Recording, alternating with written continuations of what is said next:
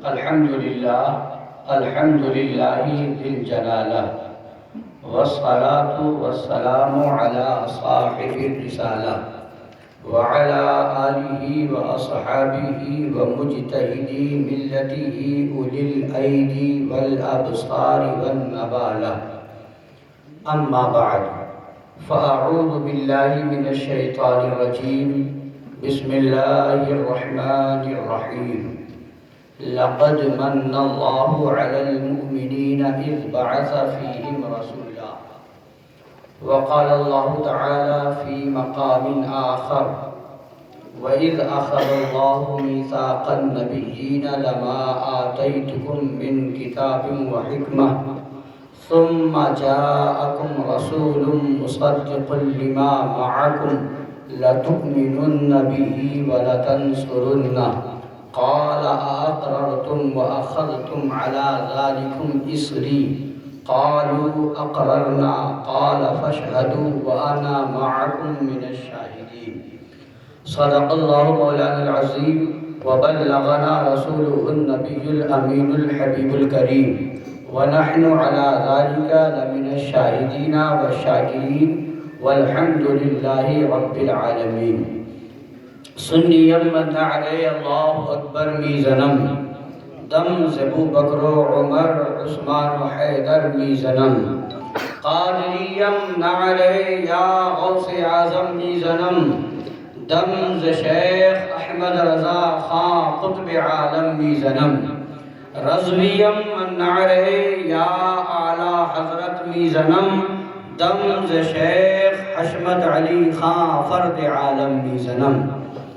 آئیے کچھ سننے اور سنانے سے پہلے ہم اور آپ مل کر اپنے آقا و مولا لمبے لمبے ہاتھوں سے بھیگ دینے والے، سنہری جالیوں میں آرام فرمانے والے، اندھیری قبر میں کام آنے والے، مکان والے یا مکان والے، عرب والے عجم والے، شفاعتی لأہل الکبائر کا نغمہ جافزہ سنانے والے، میدان محشر میں ہم گناہگاروں، سیاہکاروں، بدکاروں کو بخشوانے والے، جہنم سے بچانے والے، جنت میں لے جانے والے، جام کوثر بھر بھر کے پلانے والے، سبب کائنات، علت کائنات، غایت کائنات، وجہ کائنات، حقیقت کائنات، اصل کائنات، روح کائنات، جان کائنات، شان کائنات، فخر کائنات، مختار کائنات، حضور احمد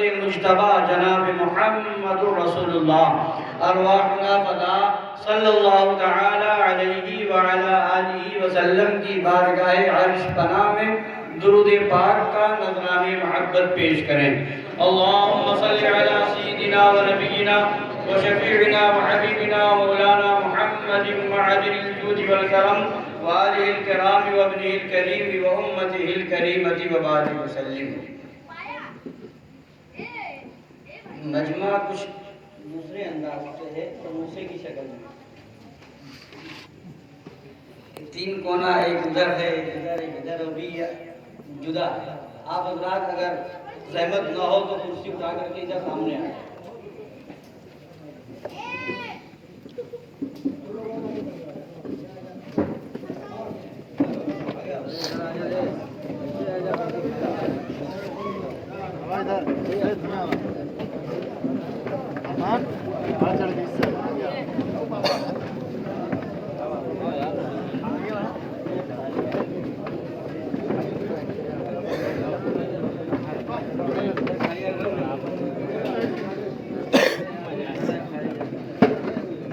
درود پاک پڑھ لیجیے. اللہم صلی علی سیدنا و نبینا و شفیعنا و حبیبنا مولانا محمد معدن الجود والکرم وآلہ الکرام و ابنہ الکریم و امتہ الکریمۃ و بارک وسلم. ابھی آپ نے ناشر مطلق اعلیٰ حضرت خطیب اہل سنت حضرت علامہ مولانا بالفضل اولانا محمد حامد رضا صاحب اللہ حشمتی دامت برکاتہم القدسیہ سے سن رہے تھے. بار بار اعلان بھی فرما رہے تھے کہ لوگ آئیں اور آواز دے رہے تھے. جن تک آواز پہنچ رہی ہے وہ حاضر ہو جائیں. تو بات تو یہی ہے کہ یہ کسی کے آنے کی بات نہیں ہے، میرے آقا کے بلانے کی بات ہے۔ سرکار کا ذکر ہے، وہ ذکر کوئی تنہا کرے، 2 لوگوں میں کرے، 10 لوگوں میں کرے یا مجمع کثیر میں کرے، ذکر تو ذکر ہے۔ اور وہ ذکر ہے کہ اعلیٰ حضرت کا شعر یاد آ رہا تھا جب حضرت آواز دے رہے تھے، اور ہمیں تو ذکر رسول سے مقصد ہے، ہمارا مقصد نبی کا ذکر ہے۔ سرکار اعلیٰ حضرت امام اہل سنت مجدد اعظم دین و ملت فاضل بریلوی رضی اللہ تعالیٰ عنہ فرماتے ہیں، باغ میں شکر وصل تھا، باغ میں شکر وصل تھا۔ جب ہم باغ میں پہنچے تو چمپا بھی ہے، چمیلی بھی ہے، یاسمن بھی ہے، نسترن بھی ہے، گلاب بھی ہے، اور بھی پھول ہیں، سب کو سونگھا اور خدا کا شکر ادا کیا، شکر وصل کیا۔ ملاقات ہو رہی ہے، چمپا سے بھی ملاقات ہے، چمیلی سے بھی ملاقات ہے، نسترن سے بھی ملاقات ہے، گل و لالا سے بھی ملاقات ہے، اور جو ہے گلاب سے بھی ملاقات ہے۔ تو یہ شکر وصل کر رہے تھے، یعنی خدا کا شکر ادا کر رہے تھے کہ یہ ملاقات ہو گئی، شکر وصل تھا۔ باغ میں شکر وصل تھا، ہجر میں ہائے ہائے گل، ہجر میں جب باغ میں نہیں ہے باہر ہے تو یاد کر رہے ہیں ہائے گل کیا خوشبو تھی، کیا مہک تھی، کیا رنگت تھی، کیا سہانا موسم تھا۔ تو وہاں پہنچے تو ملاقات کر کے وصل کا شکر ادا کر رہے ہیں، اور باغ کے باہر ہیں تو ہجر میں یاد کر رہے ہیں کیا خوشبو تھی، کیا مہک تھی، کیا گلاب تھا۔ حضرات فرماتے ہیں باغ میں شکر وصل تھا، ہجر میں ہائے ہائے گل، کام ہے ان کے ذکر سے، کام ہے ان کے ذکر سے، وہ یوں ہوا کہ یوں، کام ہے ان کے ذکر سے، وہ یوں ہوا کہ یوں۔ تو نبی کا ذکر کرنے ہم بیٹھے ہیں، نبی کا ذکر کسی کے آنے کا محتاج نہیں ہے، نبی کا ذکر کسی کا محتاج نہیں ہے۔ جب ہم نہ تھے نبی کا ذکر تھا، جب زمین نہ تھی نبی کا ذکر تھا، آسمان نہ تھا نبی کا ذکر تھا، یہ چاند اور سورج نہ تھے نبی کا ذکر تھا، یہ ستارے نہ تھے نبی کا ذکر تھا، یہ دریا و سمندر نہ تھے نبی کا ذکر تھا، پہاڑ نہ تھا نبی کا ذکر تھا، کائنات کا ذرہ ذرہ نہ تھا مگر نبی کا ذکر تھا۔ نبی کا ذکر ہم اور آپ صرف نہیں کرتے ہیں، نبی کا ذکر تو خود پروردگار کر رہا ہے، نبی کا ذکر تو اللہ کر رہا ہے۔ کہیں نبی کا ذکر کر رہا ہے تو والنجم اذا ہوا کہہ کر کے ذکر کر رہا ہے، کہیں نبی کا ذکر والشمس وضحاها کہہ کر کے کر رہا ہے، کہیں نبی کا ذکر واللیل اذا سجا فرما کر کے کر رہا ہے، کہیں نبی کا ذکر ہو رہا ہے لا اقسم بهذا البلد وانت حل بهذا البلد، کہیں نبی کا ذکر ہو رہا ہے قد جاءکم برہان من ربکم، کہیں نبی کا ذکر ہو رہا ہے قد جاءکم من اللہ نور وکتاب مبین، کہیں نبی کا ذکر ہو رہا ہے وللآخرۃ خیر لک من الاولی، کبھی نبی کا ذکر ہو رہا ہے ولسوف یعطیک ربک فترضی، کہیں نبی کا ذکر ہو رہا ہے لقد من اللہ علی المؤمنین اذ بعث فیہم رسولا۔ ارے ہم اور آپ کیا ہے، خدا نے نبی کا ذکر انبیاء کی جماعت میں کیا ہے، انبیاء سے وعدہ لیا ہے کہ جب میرا محبوب تمہارے درمیان جلوہ گر ہوگا تو بتاؤ ان پر ایمان لاؤ گے، ان کی مدد کرو گے۔ تو میرا محبوب وہ ہے نبیوں کا سردار، ہمارے آقا مدینے کے تاجدار وہ ہے جن کا ذکر پروردگار کر رہا ہے، جن کا چرچا اللہ تبارک و تعالی فرما رہا ہے۔ تو ہم ہماری خوش نصیبی ہے، آپ کی خوش نصیبی ہے کہ ایسی مبارک محفل میں آنے کا موقع ملا۔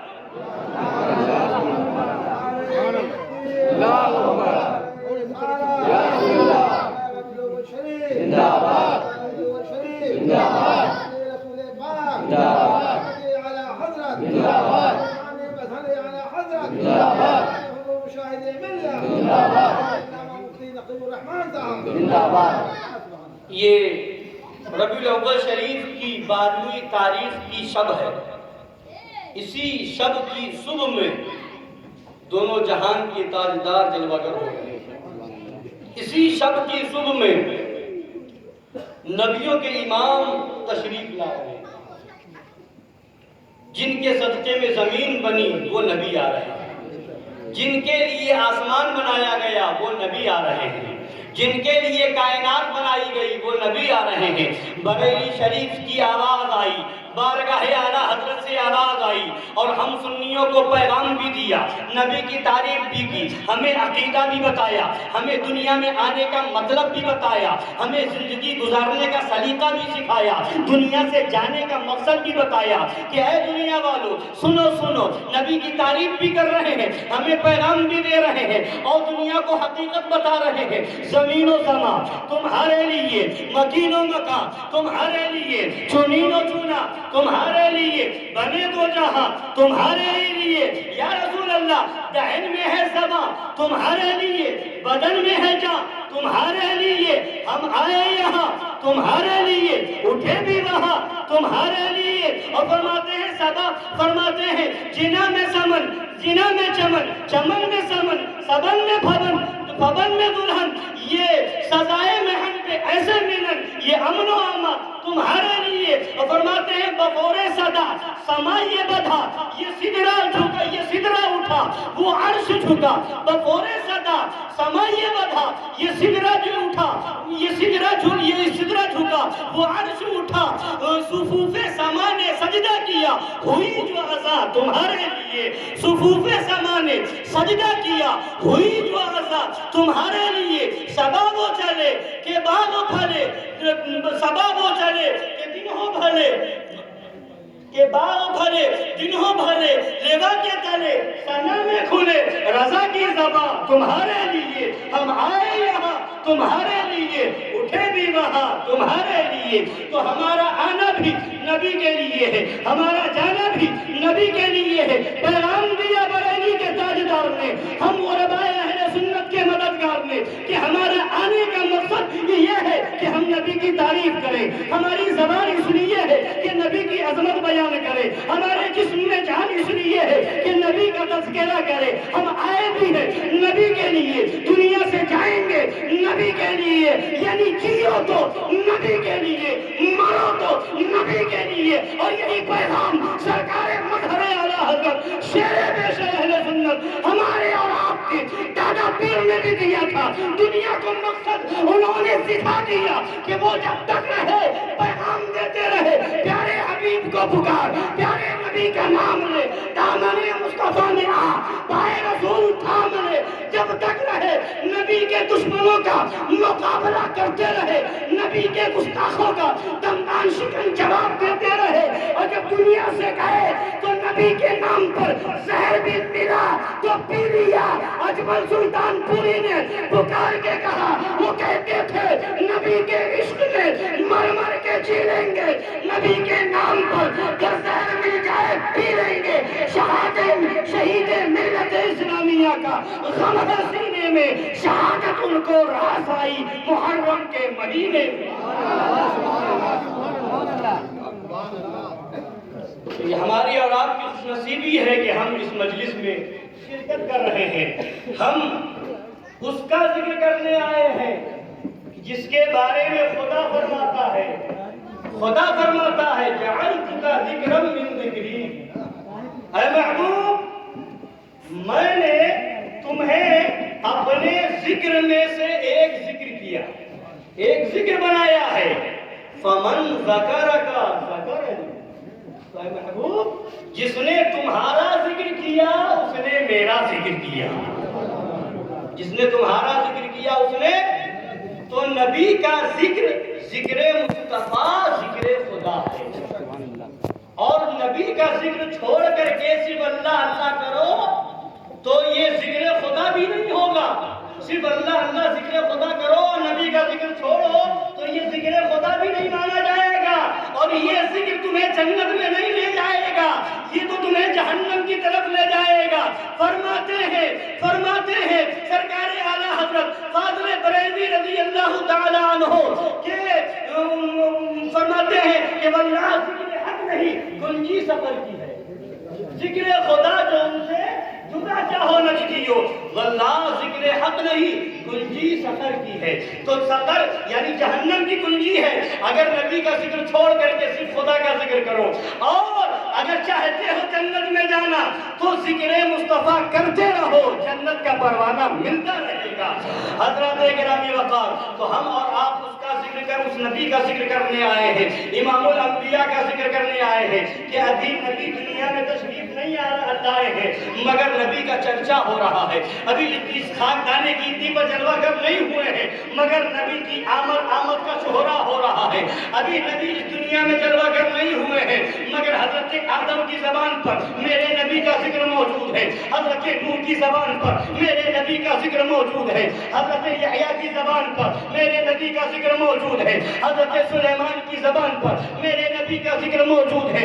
حضرت آدم نے جب ان کا پتلا تیار کیا گیا اور جب انہوں نے آنکھیں کھولی جنت میں دیکھا تو خدا کے نام کے ساتھ ایک نام اور موجود ہے، خدا کے نام کے ساتھ ایک نام اور لکھا ہوا ہے، وہ کسی اور کا نام نہیں تھا، وہ ہمارے اور آپ کے آقا مدینے کے تاجدار کا نام تھا۔ اور جب اس دنیا میں تشریف لائے حضرت آدم علیہ السلام روتے رہے خدا کی بارگاہ میں توبہ و استغفار کرتے رہے، اور انہوں نے جب نبی پاک صلی اللہ علیہ وسلم ہمارے اور آپ کے آقا کے نام پاک کا وسیلہ دے کر کے انہوں نے جب توبہ کی ہے تو ان کی توبہ قبول ہوتی نظر آئی ہے، ان کی دعا قبول ہوتی نظر آئی ہے۔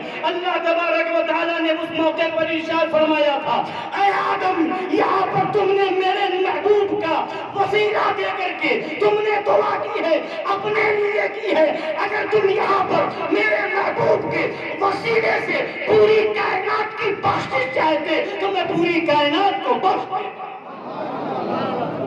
وہ نبی ابھی دنیا میں تشریف نہیں لائے ہیں، اور سنیے وہ آقا کون آقا کہ حضرت جابر رضی اللہ تعالیٰ عنہ ہے، بارگاہ نبی میں حاضر ہوتے ہیں، عرض کرتے ہیں یا رسول اللہ علیہ الصلوۃ والتسلیم، سب سے پہلے اللہ نے کس چیز کو پیدا فرمایا ہے؟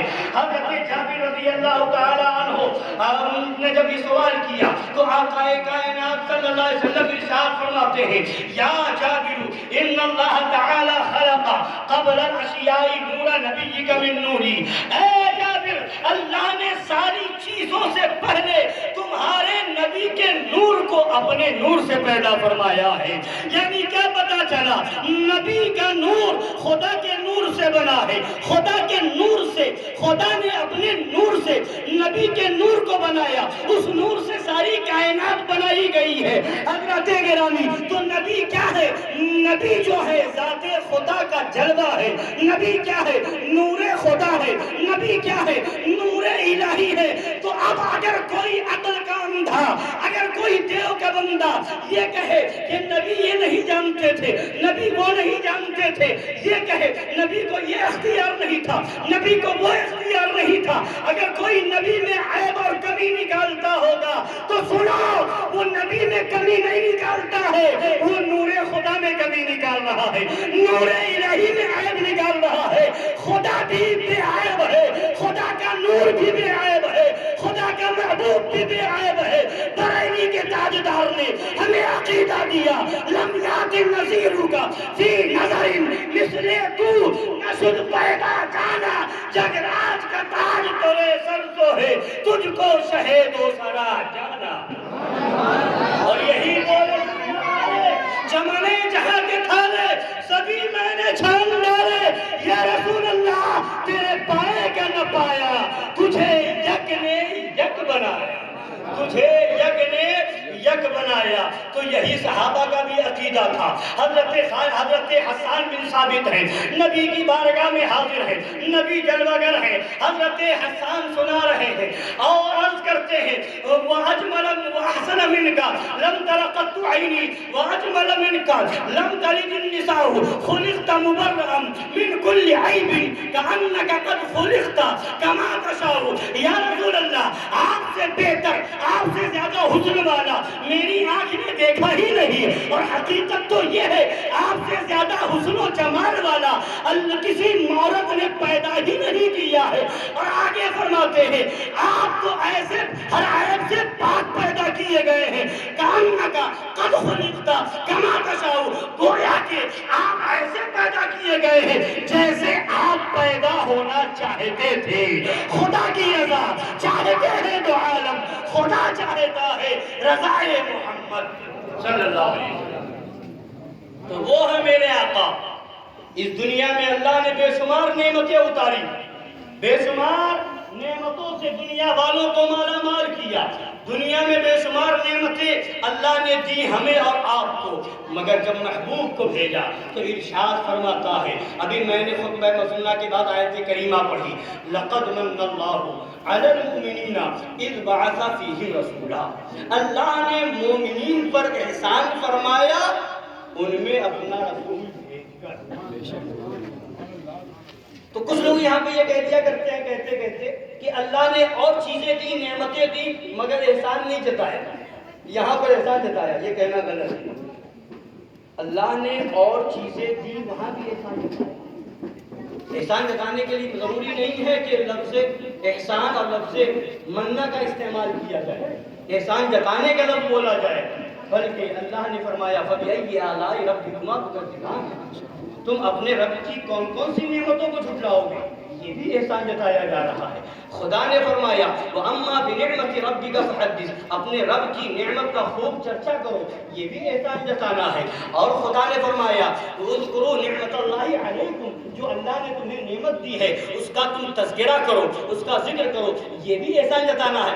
اور نعمتیں دی ہے، احسان جتایا ہے، مگر انداز الگ ہے، لفظ منہ کے ذریعے سے، یعنی خاص احسان جتانے کے لیے جو لفظ آتا ہے اس لفظ سے کہیں احسان نہ جتایا، مگر جب محبوب کو بھیجا تو خاص فرمایا لقد من اللہ علی المؤمنین، اللہ نے مومنین پر احسان فرمایا ہے۔ اے مولا، یہاں پر جب تو نے نبی کو بھیجا ہے تو احسان تو چرند و پرند پر بھی ہے، احسان تو زمین و آسمان پر بھی ہے۔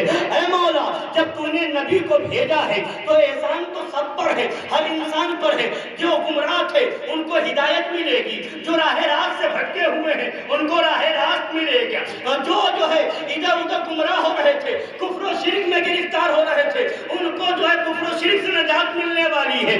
تو احسان تو سب پر ہے، ہر انسان پر ہے، مگر اللہ نے فرمایا لقد من اللہ علی المؤمنین، اللہ نے مومنین پر احسان فرمایا۔ یہاں پر یہ نہیں فرمایا لقد من اللہ علی الناس، اللہ نے لوگوں پر احسان فرمایا، یہ نہیں فرما رہا ہے۔ لقد من اللہ علی الخلق، اللہ یہ نہیں فرمایا کہ اللہ نے مخلوق پر احسان فرمایا۔ کیا وجہ ہے؟ وجہ یہ ہے کہ خدا جانتا ہے، خدا کو معلوم ہے کہ احسان ماننے والے کون لوگ ہیں۔ نبی کے آنے پر احسان جو مانے گا وہ گھر کو سجائے گا، احسان مانے گا جھنڈا لگائے گا، احسان مانے گا میلاد کی محفل سجائے گا، احسان مانے گا جلوس نکالے گا، احسان مانے گا نبی کی نعت گنگنائے گا، اور جو احسان نہ مانے گا وہ اعتراض کرے گا، گھر کیوں سجا رہے ہو، جھنڈا کیوں لگا رہے ہو، گلیاں کیوں سجا رہے ہو؟ تو ہم یہ جواب دیتے ہیں اور تم پر میرے آقا کی عنایت نہ سہی نجدیوں کلمہ پڑھانے کا بھی احسان گیا۔ خدا کو معلوم ہے احسان ماننے والے یہ مومنین ہوں گے، اور جو احسان نہ مانے سمجھ لو وہ مومن ہے ہی نہیں۔ اور احسان جتایا مومنین پر ہے نا، تو احسان مومن ہی مانے گا، احسان مانے گا گھر بھی سجائے گا، احسان مانے گا گلی بھی سجائے گا، احسان مانے گا ذکر کی محفل بھی کرے گا، میلاد کی محفل بھی کرے گا۔ اور احسان نہ مانے تو ہم یہ نہیں کہیں کہ تم احسان مان کر کے، احسان نہ مان کر کے تم نے ہمارا کچھ نہیں بگاڑا، تم نے بتا دیا احسان مومنین پر ہے، جو احسان مانتا ہے وہ مومن ہے، تو ہم نے احسان مان کر کے بتا دیا ہم مومن ہیں، تم احسان نہ مان کر کے تم نے بتا دیا کہ تم کافر ہو، تم مومن نہیں ہو، اور مومن ہوتے تو احسان مانتے، میلاد پر اعتراض نہ کرتے، سجاوٹ پر اعتراض نہ کرتے، جلوس پر اعتراض نہ کرتے، گھر کو سجانے پر اعتراض نہ کرتے۔ آج محلوں میں، آبادیوں میں، بستیوں میں، گاؤں میں، شہر میں، ہر جگہ شادی بیاہ کے موقع پر جس کی جتنی استطاعت ہوتی ہے لوگ خرچ کرتے ہیں۔ آج یہ عقل کا اندھا دیو کا بندہ یہ سوال کرتا ہے کہ اتنا پیسہ خرچ کر رہے ہو، کسی غریب کو دے دو گے، کسی غریب بچی کی شادی کرا دو گے، اس کا بھلا ہو جائے گا، اتنا خرچ کر رہے ہو یہ گلیوں کو سجانے میں، گھروں کو سجانے میں۔ حضرات گرامی، ہم ایسے لوگوں سے پوچھنا چاہتے ہیں، اور ایسے لوگ جب یہ اعتراض کریں تو ان سے پوچھا جائے کہ جب کہیں کسی امیر ترین کے گھر میں شادی ہوتی ہے، لاکھ روپے کی جگہ کروڑ روپے خرچ کرتا نظر آتا ہے، تو وہاں پر جا کر کے کیوں نہیں پوچھتے ہو کہ اتنا بیجا خرچ کر رہے ہو، جتنے پیسے میں تم ایک شادی کر رہے ہو، غریبوں کی 10 شادی ہو سکتی ہے، وہاں پر تم یہ بات کیوں نہیں کرتے ہو؟ جب کوئی فارچونر گاڑی لے کر کے آتا ہے، 50 لاکھ کی گاڑی سے چلتا ہے، وہاں اعتراض کیوں نہیں کرتے ہو کہ 50 لاکھ کی گاڑی کیوں لا رہے ہو؟ 10 اور 20 لاکھ کی گاڑی میں بھی سفر ہو جائے گا، جو پیسہ بچے وہ غریبوں کو دے دو۔ گھر بناتا ہے، رہنے کے لیے 3-4 کمرے کافی ہوا کرتے ہیں، مگر 10-10 کمرے بنائے جا رہے ہیں، وہاں پر تم اعتراض کرنے کیوں نہیں جاتے ہو کہ 3 اور 4 کمرے بنا لو، باقی پیسے غریبوں کو دے دو؟ حضرات گرامی وقار، جب کوئی سفر کرنے کے لیے نکلتا ہے تو کوئی ٹرین سے سفر کر رہا ہے، کوئی فلائٹ سے سفر کر رہا ہے، تو کوئی اے سی سے سفر کر رہا ہے، تو وہاں پہ کہو سفر تو تمہارا بغیر اے سی کے بھی ہو جائے گا۔ 1000 روپے خرچ کر کے تم اے سی کا 5000 10,000 خرچ کر کے فلائٹ کا سفر کرتے ہو، 1000 روپے کی جگہ 5000 کی جگہ 500 روپے خرچ کرو اور جنرل میں سفر کرو، سفر ہو جائے گا، باقی پیسے سے تم غریبوں کی مدد کرو۔ مگر وہاں پر تمہارا اعتراض نہیں ہوتا ہے، شادی پہ اعتراض نہیں ہوتا ہے، لوگوں کی گاڑیوں کو دیکھ کر کے اعتراض نہیں ہوتا ہے، لوگوں کے محل کو دیکھ کر کے اعتراض نہیں ہوتا ہے، اور جب میلاد النبی کے موقع پر گلیاں سجائی جاتی ہے تو اعتراض ہوتا ہے، جھنڈا لگایا جاتا ہے تو اعتراض ہوتا ہے، گھروں کو سجایا جاتا ہے تو اعتراض ہوتا ہے۔ پتا چلا ان کے عقیدے کا کوڑ سمجھ میں آ گیا کہ اسے سجاوٹ سے دشمنی نہیں ہے، اسے غریبوں سے محبت نہیں ہے، اسے تو نبی کی آمد پر خوشی منانے سے تکلیف ہے۔ اور ہم جب یہ دیکھیں گے کہ تمہیں نبی کی آمد پر تکلیف ہو رہی ہے، اس خوشی منانے پہ تکلیف ہو رہی ہے، تو اعلیٰ حضرت کی زبان میں پکار کے کہیں گے خاک ہو جائے عدو جل کر، مگر ہم تو رضا، دم میں جب تک دم ہے ذکر ان کا سناتے جائیں۔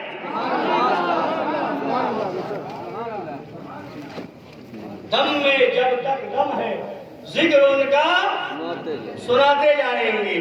تو عرض یہ کر رہا تھا، نبی کا ذکر تو ابھی نبی تشریف نہیں لائے ہیں، مگر نبی کا ذکر ہو رہا ہے۔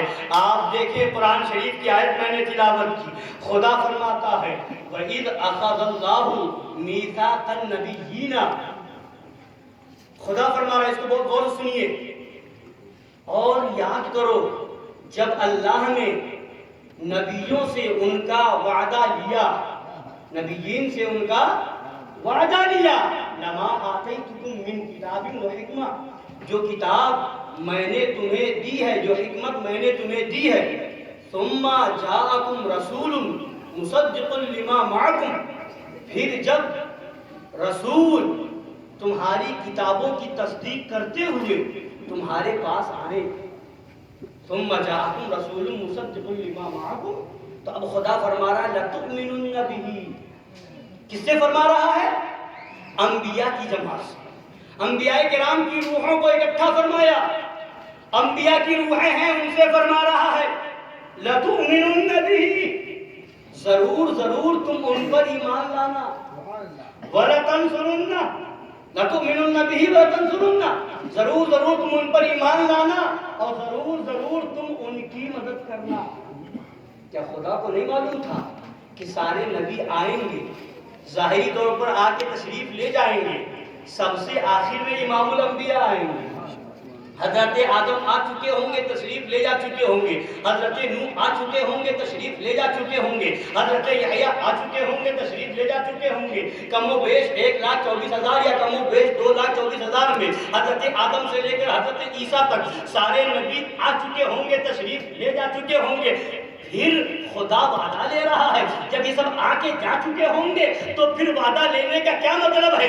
مطلب کیا ہے؟ کیا مقصد ہے؟ تو خدا بتا رہا ہے اے میرے بندو، میں وعدہ اس لیے دے رہا ہوں تاکہ تمہیں پتا چل جائے میرا نبی کون ہے، میرے نبی کی عظمت کیا ہے، میرے نبی کی شان کیا ہے۔ یہ سب آ کر کے اس ظاہری دنیا سے تشریف لے جا چکے ہوں گے، مگر وعدہ لے رہا ہوں تاکہ معلوم ہو جائے کہ جس نبی پر ایمان لانا نبیوں کے لیے ضروری ہے، جس نبی پر ایمان لانا نبیوں کے لیے ضروری ہے، وہ نبی نبیوں کا امام آ رہا ہے، وہ رسولوں کا سردار جلوہ گر ہو رہا ہے، اور خدا وعدہ بھی لے رہا ہے تو کس شان سے۔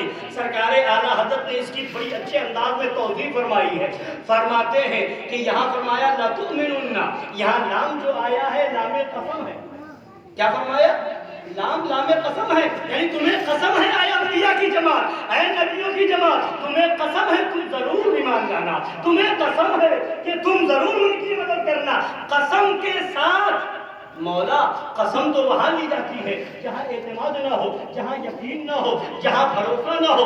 یہ تو وہ جماعت ہے جن سے غلطی ہونا ممکن ہی نہیں ہے، جن سے وعدہ کر کے مکرنا ممکن ہی نہیں ہے، جن سے کوئی غلطی اور خطا ہو جائے یہ ہو ہی نہیں سکتا۔ یہ تو معصومین کی جماعت ہے، مگر قسم کے ساتھ وعدہ لیا جا رہا ہے۔ سرکار اعلیٰ حضرت فرماتے ہیں یہیں سے نوابوں کے اندر یہ ضابطہ چلا ہے کہ نوابوں کے وہاں جب بادشاہ کی بیعت لی جاتی ہے تو قسم کے ساتھ لی جاتی ہے۔ یہ اصول بھی انہوں نے قرآن میں لیا کہ قرآن میں نبیوں کے سلطان کو وعدہ لیا گیا ہے، نبیوں سے تو قسم کے ساتھ وعدہ لیا گیا ہے۔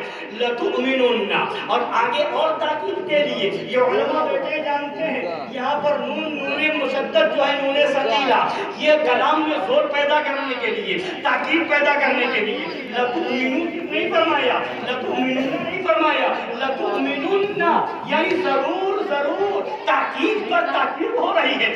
بات کس کی ہے؟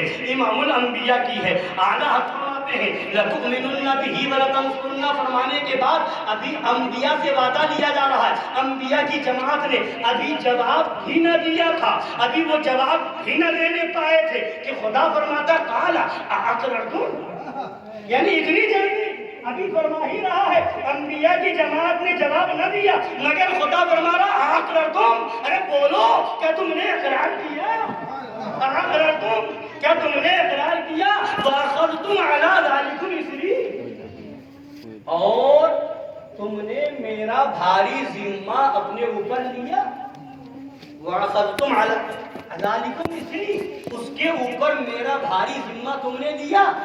تو اب سنیے ایک بات، عالم ارواح میں دو باتیں لیے گئے۔ ایک اللہ نے اپنے لیے وعدہ لیا تھا جب ساری روحیں اکٹھا تھی، انبیاء کی بھی تھی، اولیاء کی بھی تھی، شہداء کی بھی تھی، مومنین کی بھی تھی، کافرین کی بھی تھی، مشرکین کی بھی تھی، ساری روحیں اکٹھا تھی۔ تو خدا نے عالم ارواح میں وعدہ لیا تھا الستو بربکم، الستو بربکم، کیا میں تمہارا رب نہیں ہوں؟ سب نے کہا تھا بلا، سب نے کہا تھا بلا، کیوں نہیں؟ قالوا بلا شہیدنا، سب نے کہا کیوں نہیں، ہم تو گواہی دیتے ہیں کہ تم میرا رب ہے۔ ساری روحوں نے دنیا میں آنے کے بعد مومنین کی روحیں اس وعدے پر برقرار رہیں، اولیاء کی روحیں اس وعدے پر برقرار رہیں، شہداء کی روحیں اس وعدے پر برقرار رہیں، انبیاء کی روحیں اس وعدے پر برقرار رہیں، مگر کافرین نے اس وعدے کو بھلا دیا۔ دنیا میں آنے کے بعد وعدہ بھول گئے، کہیں کسی اور کی پرستش میں لگ گئے، کوئی چاند کی پوجا میں، کوئی سورج کو پوجنے میں، کوئی درخت کی پرستش میں، کوئی جو ہے دریا کی پرستش میں، کوئی جو ہے پتھر کو پوجنے میں لگ گیا، بھول گیا۔ الستو بربکم کا وعدہ پہلے لیا گیا تھا۔ جب خدا نے اپنے رب ہونے کا وعدہ لیا تو ساری روحوں کو اکٹھا کیا، مومنین اور کافرین و مشرکین کی بھی روحیں تھی، انبیاء اور اولیاء کی بھی روحیں تھی، مگر جب اپنے محبوب کے لیے وعدہ لینا ہوا تو اب ساری روحیں الگ کر دی گئی، صرف نبیوں کی روحوں کو اکٹھا کیا گیا، انبیاء کی جماعت کو اکٹھا کیا، انبیاء کی روحوں سے وعدہ لیا جا رہا ہے۔ کیا معاملہ ہے، وجہ کیا ہے؟ تو جواب ملے گا، خدا بندے قدوس کی بارگاہ سے جواب ملے گا کہ میں نے اپنے بارے میں وعدہ لیا اور وہ دنیا میں جا کر کے کافرین کر جائیں گے۔ یہ مجھے گوارا ہے کہ میرے بارے میں وعدہ کر کے جائیں اور مکر جائیں، مگر میرے محبوب کے لیے وعدہ لیا جائے اور پھر جا کر کے مکر جائے، یہ مجھے گوارا نہیں ہے۔ لہذا وعدہ لوں گا تو صرف ان سے لوں گا جن کا مکرنا ممکن ہی نہیں ہے، جن کا مکرنا ممکن ہی نہیں ہے، ان سے بھی نہیں لیا جن کے لیے امکان ہے۔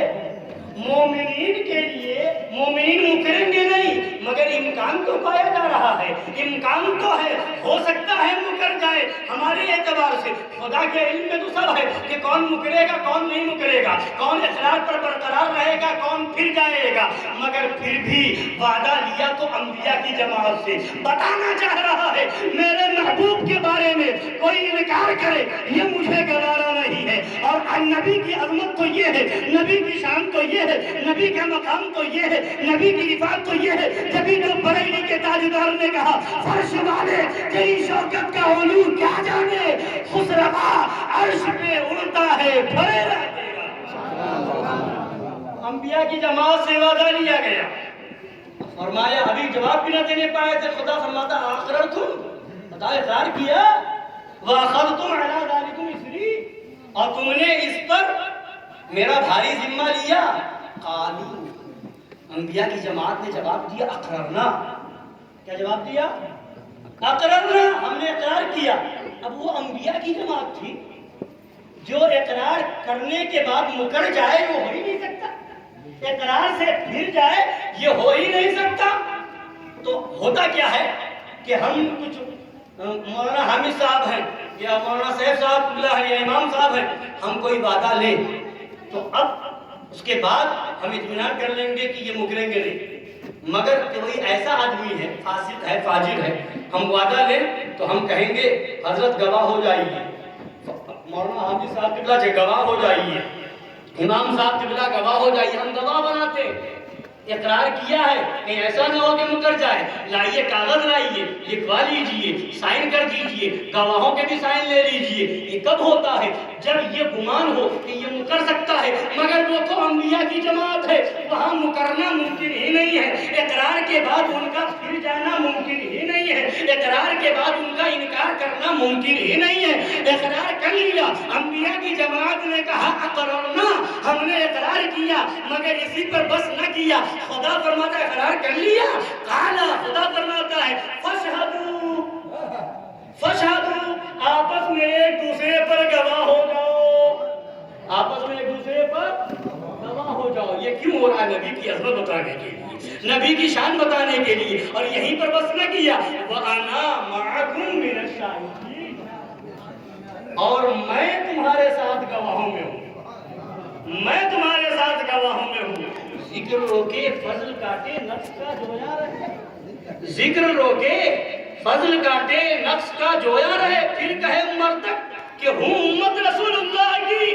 ارے یہ کیا جانے گا نبی کی عظمت کیا ہے، یہ دو ٹانگ کا جانور کیا سمجھے گا نبی کی رفعت کیا ہے، نبی کا مقام و مرتبہ کیا ہے۔ خدا عالم ارواح میں انبیاء سے وعدہ لے کر کے بتا رہا ہے کہ نبی کی عظمت کیا ہے، نبی کی رفعت کیا ہے۔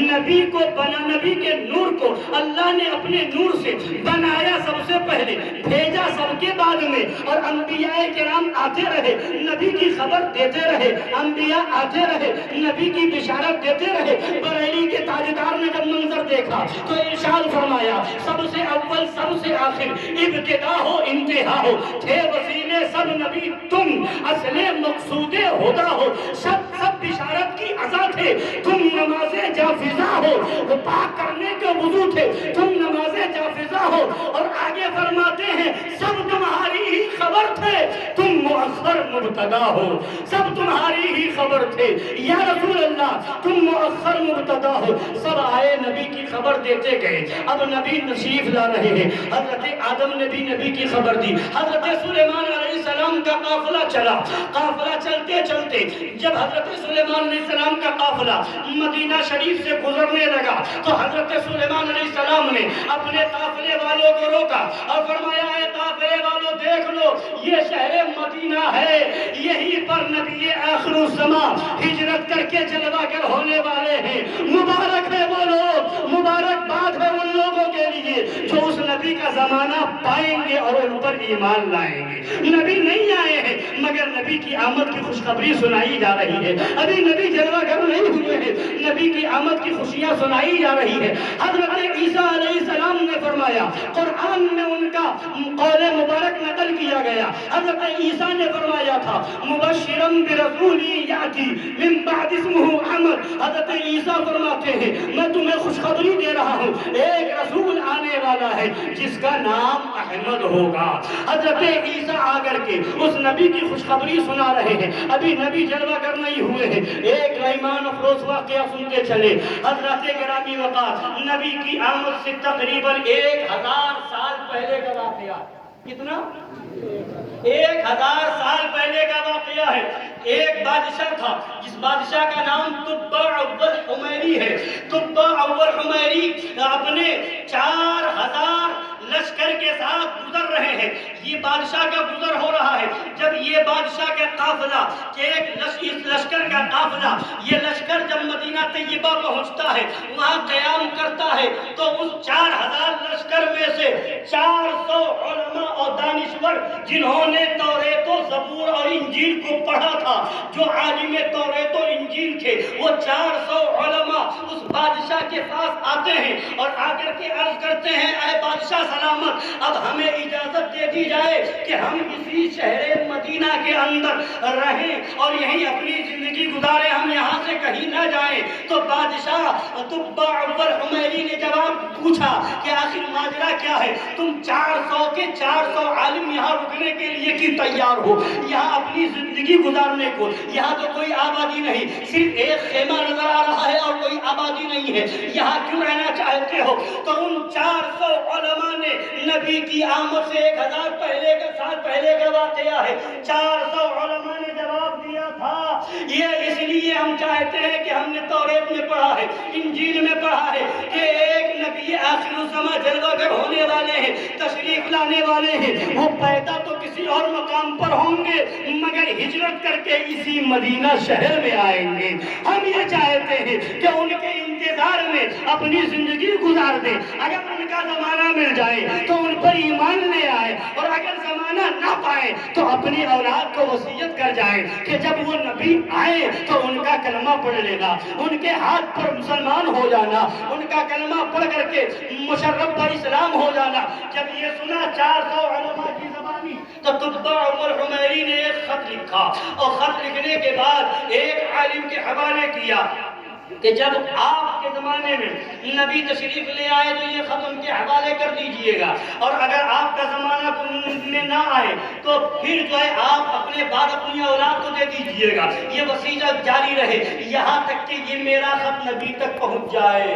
کہیے سبحان اللہ۔ ابھی نبی نہیں آئے ہیں، ظاہری طور پر آمد نہیں ہوئی ہے، مگر نبی کا چرچا ہو رہا ہے، نبی کی آمد کا شہرہ ہے۔ اب تبع اول حمیری نے 400 گھر بنوائے مدینہ شریف کے اندر، اور ان 400 علماء کو رہنے کے لیے مکان دے دیا۔ اب زمانہ گزرتا گیا، زمانہ گزرتا گیا۔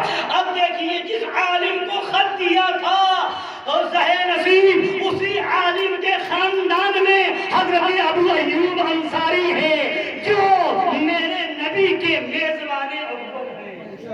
مدینہ شریف میں میرے نبی کے سب سے پہلے میزبان حضرت ابو ایوب انصاری ہیں، یہ اسی عالم کے خاندان میں ہے جس عالم کو تبع اول حمیری نے خط دیا تھا۔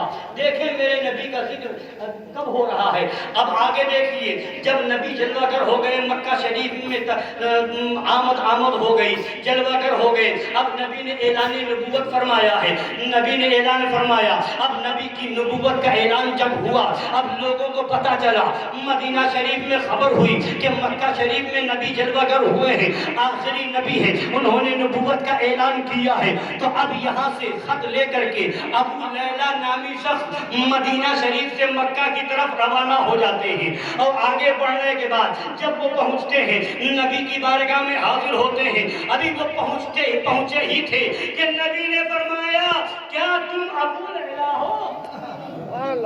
یہ اگر کا اندھا دیو کا بندہ کہتا ہے نبی کو دیوار کے پیچھے کا علم نہیں، ارے میرا نبی وہ ہے جو ہو چکا ہے وہ بھی جانتا ہے، جو ہو رہا ہے وہ بھی جانتا ہے، جو ہونے والا ہے وہ بھی میرے نبی کو معلوم ہے۔ تو نبی نے جب پوچھا کیا تم ابو لیلہ ہو، وہ پریشان حیران ہو گئے، ابھی تک کوئی ملاقات نہیں، کسی کو ہم نے پہلے بھیجا نہیں، کسی نے آ کر کے خبر دی نہیں، اور یہ میرا نام جانتے کیسے ہیں؟ اس کے بعد مسکرائے اور نبی نے فرمایا کیا तुब्बा अव्वल का खत लेकर के आए हो? सुभान अल्लाह। और उसके बाद फरमाया, उन्होंने जवाब दिया हाँ या रसूल अल्लाह। फरमाया लाओ खत लाओ। खत लिया और हजरत अली से फरमाया खत पढ़िए। खत पढ़ करके सुनाया और उसके बाद उन नबी ने उस बादशाह के लिए दुआ फरमाई।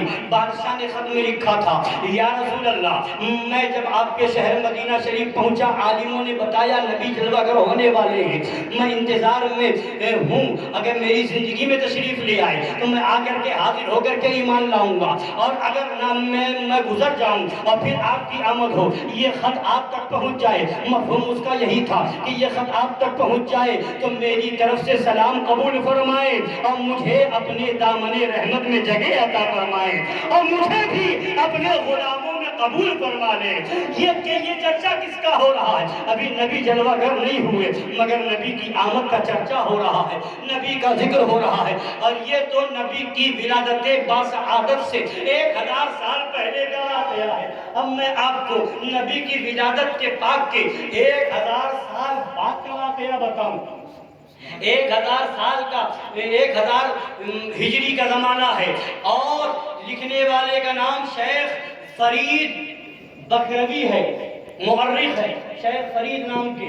उसने अपनी किताब के अंदर लिखा है कि इसी हिंदुस्तान की सरजमीन पर जौनपुर है, जौनपुर के अंदर एक लाहौर के गवर्नर की ज़मीन थी और उस ज़मीन के बारे में, जब वो ज़मीन वहाँ मौजूद थी जौनपुर के अंदर, तो उस गवर्नर ने, लाहौर के गवर्नर ने उस ज़मीन पर अपना महल बनाने की तैयारी की। और जब खुदाई शुरू हुई, तो जब खुदाई होने लगी तो क्या देखा, जमीन जब कुछ खुदी गई तो देखा कि एक गुंबद का कलश नजर आ रहा, एक गुंबद का कलश नजर आ रहा। फिर और खुदाई की गई और जमीन खोदी गई तो क्या देखा, पूरा गुंबद निकल आया।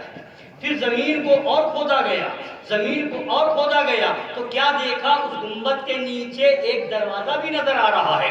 फिर जब खोदा गया तो पूरा एक बड़ा घर नजर आया।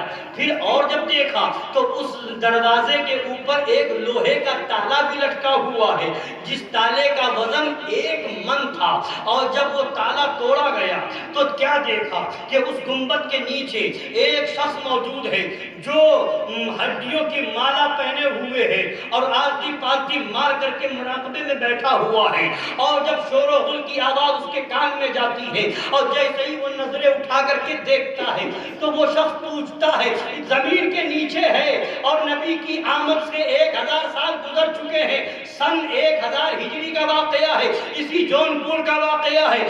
और जब आंख खोलता है वो शख्स तो पूछता है, ऐ लोगों बताओ, हिंदी जबान में वो पूछता है, लोगों बताओ क्या अरब में मोहम्मद अरबी आ चुके हैं?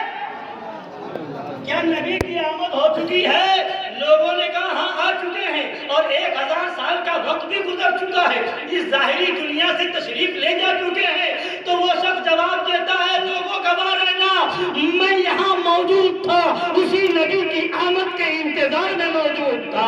मैं तुम्हें गवाह बनाता हूँ कि मैं उनका कलमा पढ़ चुका हूँ, मैं उन पर ईमान ला चुका हूँ, उनकी गुलामी में अपने आप को दे चुका हूँ। बयान किया जाता है कि उसके बाद जब निकाला गया है तो 6 महीने तक वो मौजूद रहे और जैसे हम और आप नमाजें पढ़ते हैं वैसे ही वो नमाज भी पढ़ा करते थे, वैसे ही वो इबादत भी क्या करते थे। तो वो नबी है, वो मेरे आका है कि आमद से पहले ही नबी का जिक्र हो रहा है। अभी नबी जलवागर न हुए हैं और नबी की आमद का शोहरा है, लोग इंतजार में हैं, लोग जो है आमद की खुशियां मना रहे हैं। और जब मेरे नबी की आमद हुई है तो ये यहूदी और ये नसरानी जो थे, ये तौरेत पढ़ने वाले, ये इंजील पढ़ने वाले, ये सब मेरे नबी की सिफतों को पढ़ करके ये जानते और पहचानते थे। नबी की सिफतें तौरेत और इंजील में इस तरह से बयान कर दी गई थी, इस तरह से वाज़े तौर पर बयान कर दी गई थी कि वो सब के सब यकीन रखते थे कि यही नबी आखिरुज़्ज़मा है। जब कुरान करीम की आयत करीमा नाज़िल हुई, खुदा ने फरमाया इन यहूदियों के बारे में, यअरिफूनहु कमा यअरिफून अबनाअहुम, इन नसरानियों के बारे में फरमाया यअरिफूनहु कमा यअरिफून अबनाअहुम, कि ये नबी को ऐसे पहचानते हैं जैसे अपने बेटों को पहचानते हैं, नबी को ایسے پہچانتے ہیں جیسے اپنے بیٹوں کو پہچانتے ہیں۔ جب یہ آیت کریمہ نازل ہوئی تو ایک صحابی رسول حضرت عبداللہ بن سلام ہیں، جو توریت کے بھی عالم ہیں، جو انجیل کے بھی عالم ہیں۔ حضرت عبداللہ بن سلام نے حضرت عمر بن خطاب رضی اللہ تعالیٰ عنہ سے آ کر کے کہا، اے حضرت عمر، قرآن میں تو یہ کہا جا رہا ہے یعرفونہ کما یعرفون ابناہم، کہ یہ لوگ نبی کو ایسے پہچانتے ہیں جیسے اپنے بیٹوں کو پہچانتے ہیں۔